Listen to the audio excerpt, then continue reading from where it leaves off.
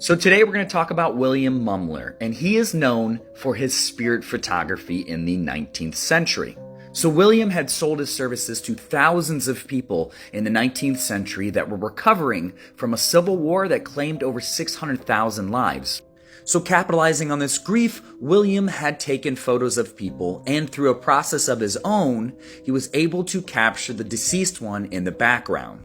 And we'll even talk about one of the biggest celebrities at the time falling for this sham. Let's talk about it. So this was definitely during the spiritualist movement, which is the idea behind the fact that the soul is actually separate from the body itself, and this gained a ton of momentum in the 18th century. So William actually played two sides of this card. So in the day, he would do readings for people, and then kind of during the evening, he would have them take pictures. And as you can see here, a ghost of a loved deceased person would show up behind them.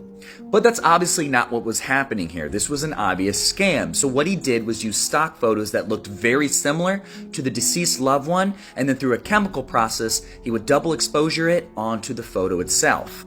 And people at the time were willing to shell out $10, which at the time would be about $200 in today's money. Now let's talk about the celebrity case, one of the highest profile cases that William had that we talked about earlier in the video. Now it turns out that Mary Lincoln Todd was an actual believer in what William was doing. And with that, you can see Lincoln appearing behind Mary in this photo. So that is the short story of William Mumler, one of the first scam photographers out there. I'll see you guys in the next video. Bye.